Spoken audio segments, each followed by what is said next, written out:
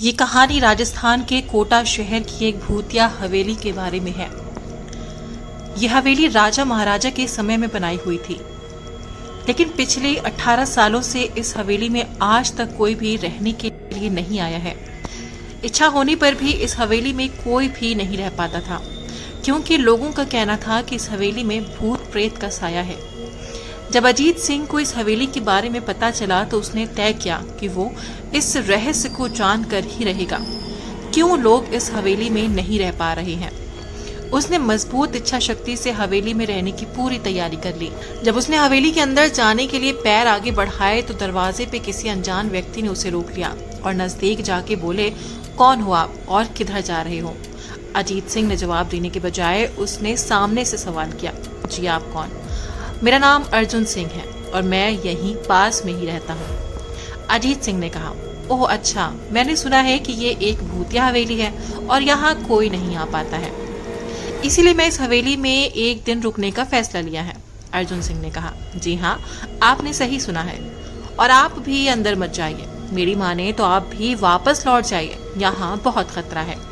ये सुनकर अजीत सिंह खुश हो गया, जैसे उसे कोई लॉटरी लग गई हो।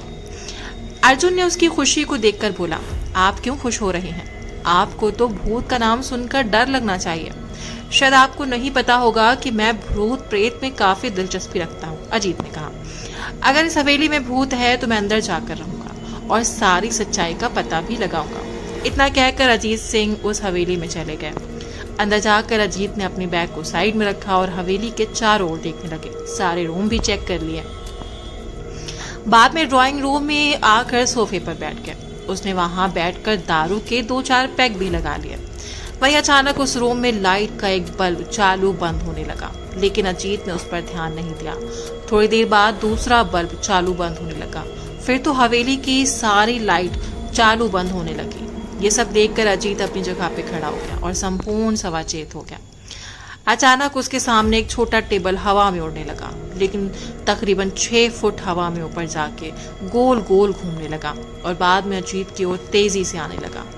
अजीत ने तुरंत ही अपनी जगह बदल ली और दूसरी ओर चला गया और फिर वो टेबल वहीं जाकर गिरा जहां अजीत खड़ा था। अजीत कुछ समझ पाता उसने सोफे की सीट उसकी ओर आने लगी। वो जल्द खड़ा हो गया और छलांग लगा के दूसरी ओर कूद गया, जिसके कारण सोफा दीवार को टकराया और अजीत बच गया। अचानक सब कुछ शांत हो गया। अजीत ने चारों ओर सतर्कता से देखा और बड़ी आवाज में बोला, तुम जो भी हो सामने आकर बात करो। वहीं एक बड़ी परछाई उसके सामने आई। अजीत ने उस परछाई को देखकर बोला, कौन हो तुम और क्यों मुझे मारना चाहते हो? परछाई, तुम्हारी भूल के कारण। अजीत, मेरी भूल? मैंने कौन सी भूल की? परछाई, इस हवेली में आने की भूल।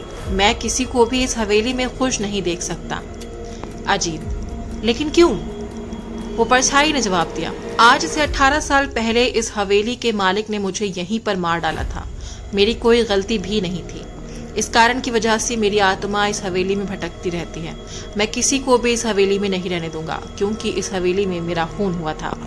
इस हवेली में जो भी रहने के लिए आएगा उसकी मौत हो जाएगी। अजीत ने कहा, मैं तुम्हें अपनी असली रूप में देखना चाहता हूँ। तुम्हें मारने से पहले मैं अब तुम्हारी ये इच्छा भी पूरी कर दूंगा, परछाई ने कहा।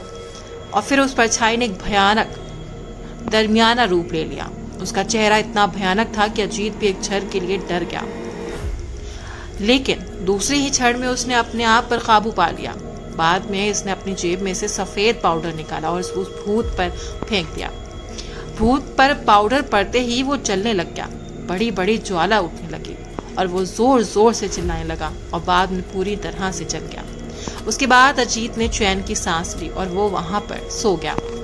दूसरे दिन सुबह जब अजीत को सही सलामत हवेली से बाहर आते हुए अर्जुन को आश्चर्य हुआ। अर्जुन ने अजीत से पूछा, तुम कैसे जिंदा हो? जब अजीत ने अर्जुन को कल रात की घटी घटना के बारे में बताया और बोला, अब ये हवेली भूतिया नहीं रही।